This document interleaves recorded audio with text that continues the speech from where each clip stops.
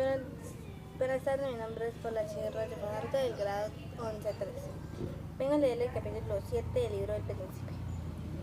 De los principiados nuevos que se adquieren con armas y fortuna de otros, lo que solo por la suerte se convierten en príncipes por esfuerzo. En príncipes poco esfuerzo necesitan para llegar a serlo, pero no se mantienen sino con muchísimo. Las dificultades no surgen en su camino, porque tales hombres vuelan que se presentan una vez instalados. Me refiero a los que compran un estado o a los que obtienen como regalo, tal cual sucedió muchos en Grecia. En las ciudades de Joina y de Helesponto, donde fueron hechos príncipes por Darío, a fin de que los conservasen dichas ciudades para su seguridad y gloria. Y como sucedió a muchos emperadores que llegan al entorno corrompiendo los soldados, estos príncipes no se sostenían sino por sostienen sino por la voluntad y la fortuna, cosas ambas mudables. Deben conservar aquella dignidad que saben, porque si no son hombres de talento y virtudes superiores, no es presumible que conozcan el arte de la mano, ya que han vivido siempre como simples ciudadanos. No pueden porque carecen de fuerzas que pueden serles adictas y fieles. Por otra parte, los estados que nacen de pronto, como todas las cosas de la naturaleza que brotan y crecen precozmente, no pueden tener raíces ni sostenes que los defiendan del tiempo adverso, salvo que quienes se han convertido en forma tan súbita en príncipes se pongan a la altura de lo que la fortuna ha depositado en sus manos, sepan prepararse inmediatamente para conservarlo y echen los cimientos en que cualquier otro echa antes de llegar al principado. Acerca de estos dos modos de llegar a ser príncipe, por méritos o por suerte, quiero citar dos ejemplos que perduran en nuestra memoria: el de Francisco Sofar y el de César Borgia. Francisco, como los medios que correspondían y con un gran talento de la nada, se convirtió en duque de Milán y se conservó con poca fatiga lo que con mil afanes había conquistado en el campo opuesto. César Borgia, llamado Duque Valentino por el Bulgón, adquirió el estado con la fortuna de su padre y con la de el perdió a pesar de haber empleado todos los medios imaginables y de haber hecho lo que un hombre prudente y hábil debe hacer para arraigar un estado que se ha obtenido con armas y con apoyo ajeno. Porque ya he dicho, el que no coloca los cimientos con anticipación podría colocarlos luego si tiene talento, aun con riesgo de extinguir al arquitecto y de hacer peligrar el edificio. Si se examinan los progresos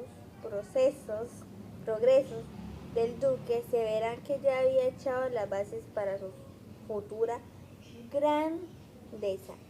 Y creo que no es superfluo hablar de ello, porque no sabría qué mejores consejos dar a un príncipe nuevo que el ejemplo de las medidas tomadas por él, que si no le dieron el resultado apetecido, no fue culpa suya, sino producto de un extraordinario y extremado rincón de la suerte. Para hacer poderoso al duque, su hijo tenía Alejandro que luchar contra dificultades presentes y futuras. En primer lugar, no veía manera de hacerlo, señor de algún estado, que no se fuese de la iglesia. Y sabía, por otra parte, que ni el duque de Milán ni los venecianos les consentirían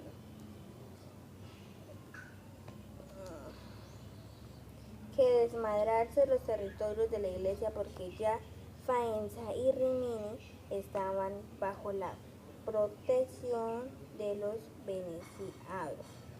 Y después veían que los ejércitos de Italia, y especialmente aquellos de los que hubiera podido servirse, estaban en manos de quienes debían temer el engrandecido del Papa, y el mal podía fijarse en de tropas mandadas por los Orsini. Los Colonna y los aliados eran pues necesarios remover aquel estado de cosas y desorganizar aquellos territorios para apoderarse sin riesgos es una parte de ellos, lo que le fue fácil, porque los venecianos, movidos por otras razones, habían invitado a los franceses a volver a Italia, lo cual no solo le impidió, sino falleció con la disolución del primer matrimonio de Leir en Italia, con la ayuda de los venecianos y el consentimiento de Alejandro, y no había llegado aún a Milán cuando el Papa obtuvo tropas de aquel para la empresa de la Romagna, a la que nadie se opuso. Gracias a la autoridad del rey, adquiría pues la Romagna por el duque, y derrotas de las Colonna. Se representan dos obstáculos que impiden conservarla y seguir adelante. Uno, sus tropas, que no le parecían aptas; el otro, la voluntad de Francia. Temía que las tropas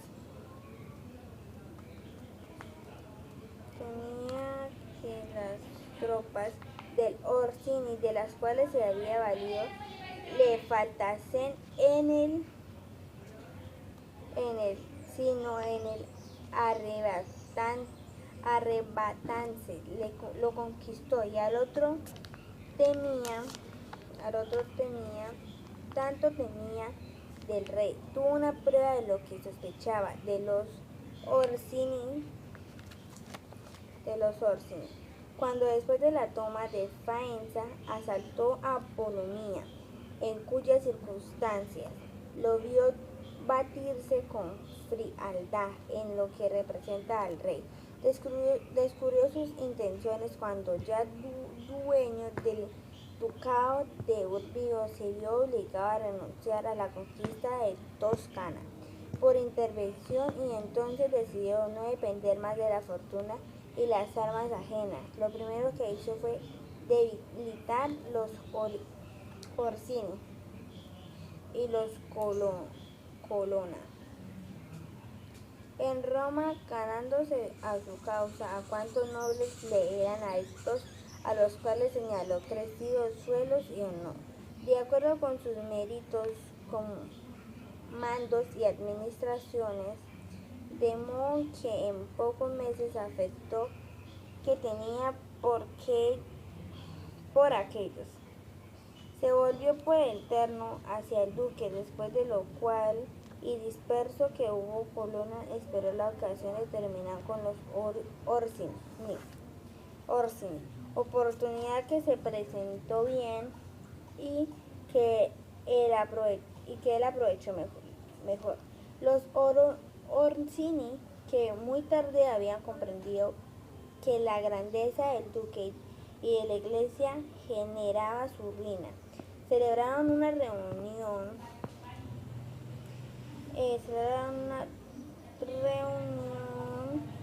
en Magione, en el territorio de Perusa, la cual nacieron la rebelión de Urbino, los tumultos de Romaña y los infinitos peligros por los cuales atravesó el duque, pero este supo conjugar todo con la ayuda de los franceses y restaurar su autoridad. El duque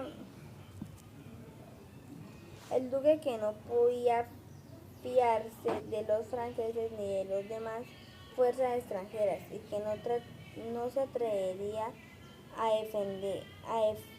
desafiarlas, recurrió a la astucia y supo disimular también que sus propósitos que los Orsini, por intermedio del señor Paulo, a quien el duque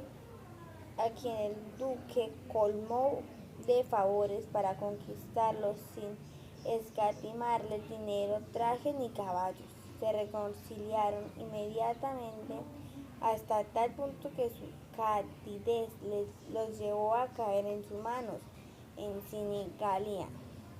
Exterminados pues estos jefes y convertidos los partidarios de ellos en su amigo suyo, el duque tenía construidos sólidos cimientos para su poder futuro. El príncipe Nicolás Maquiavelo, cuando poseía toda la Romaña y el ducado de Urbino, y cuando se había ganado la buena voluntad de esos pueblos, a los cuales empezaba a gustar el bienestar de su gobierno. ¿Y por qué esta parte es digna de mención y de ser imitada por otros? Conviene no pasarla por alto. Cuando el duque se encontró con la Romaña conquistada, estaba bajo el mando de señores ineptos que antes despojaban a sus súbditos, que los gobernaban y que más les daban motivos de desunión que de unión, por lo cual se sucederían continuamente los robos, las riñas y toda clase de desórdenes. Juzgó necesario, si se quería pacificarla y devolverla dócil a la voluntad del príncipe, dotarla de un gobierno severo elegido para que esta misión a Romario de Orco, hombre cruel, expeditivo, a quien pidió plenos poderes en poco tiempo, impuso para que expeditivo, a quien dio plenos poderes en poco tiempo, impuso su autoridad, establecido la paz, la unión. Juzgó entonces el duque excesivamente autoridad que podía hacerse diosa, creó en el centro de la providencia, bajo la presencia de un hombre virtuoso y un tribunal civil, en el cual cada ciudadano tenía su abogado, y como sabía que los rigones pasados habían engendrado algún odio contra su persona, quiso demostrar para aplacar la animosidad de sus súbditos y atraerlos, que si algún acto de crueldad se había cometido, no debía a él sino al salvaje naturaleza del misterio. Encontrarse el duque bastaba poderoso y cubierto en parte de todo el peligro presente, luego de haberse cubierto en la parte de todo peligro presente, luego de haberse armado en la necesaria medida y haber aniquilado los ejércitos que encerraban el peligro inmediato, pero le faltaba, si quería continuar sus conquistas, obtener el respeto del rey de Francia pues sabía que el rey, aunque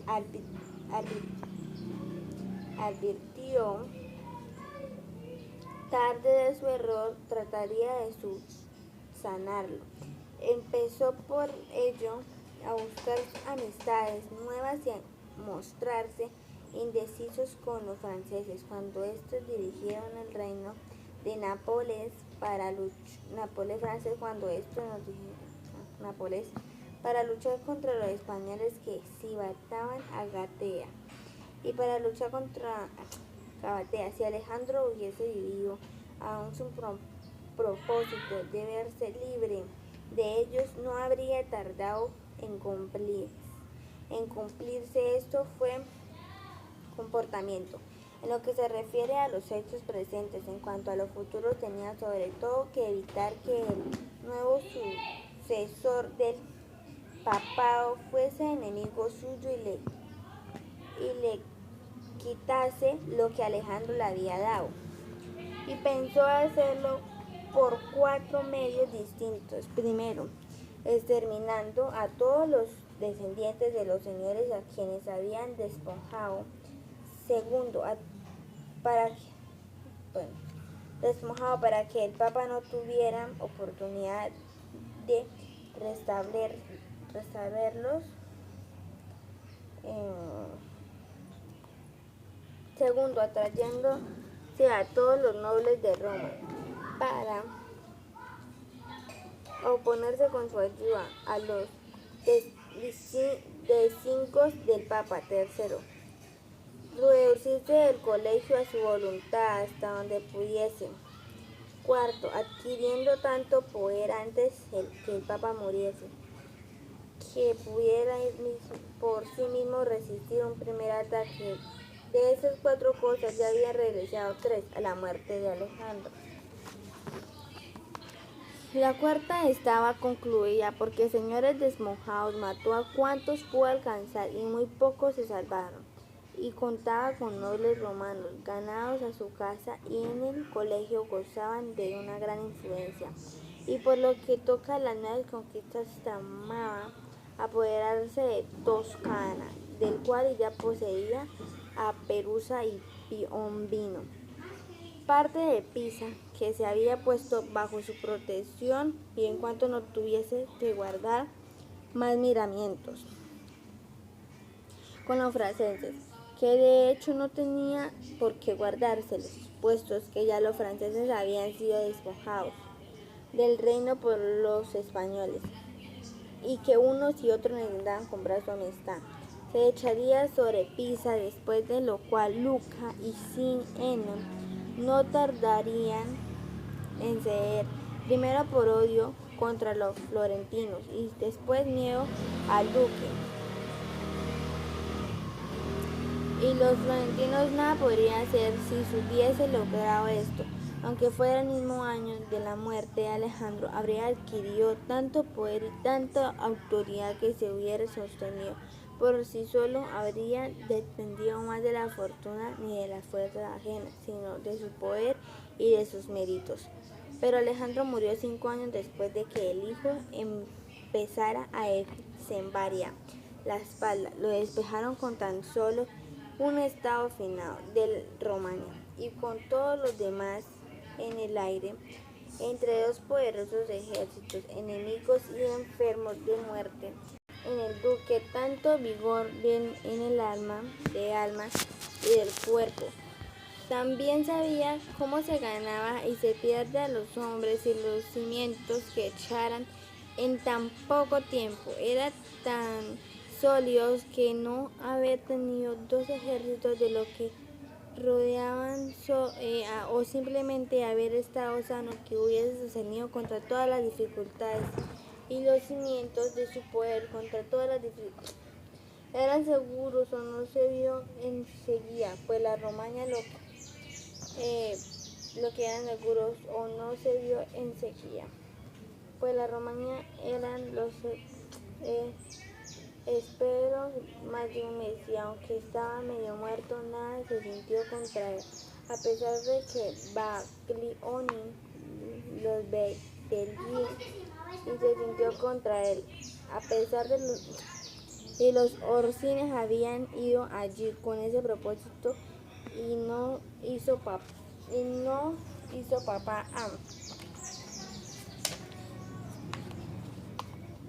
quien quería obtuvo, por lo menos que no fuera quien él no quería que fuese. Pero todo le hubiese sido fácil al no haber estado enfermo a la muerte de Alejandro. Él mismo me dijo,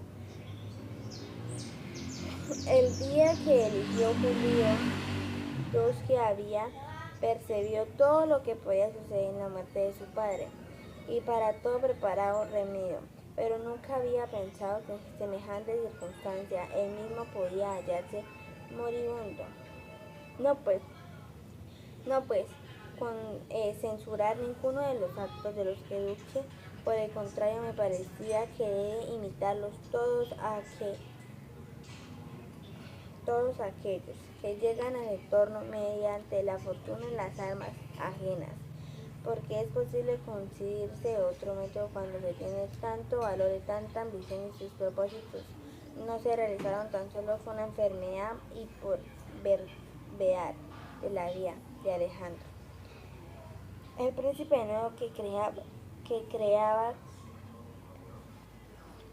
por la fuerza o por el fraude, hacerse amar o temer de los habitantes, respetar y obedecer por los soldados, matar los que pueden perjudicar, reemplazar con nuevas las leyes antiguas, ser severo y amable, magnánimo y libertad disolver. Las misillas infieles creen nuevas, conservar la amistad de la disolver las misiones infieles, conservar la amistad de reyes y príncipes de modo que los favorezcan de buen grado o los ataque con recelo. El que juzgue indispensablemente saber todo acto del duque, solo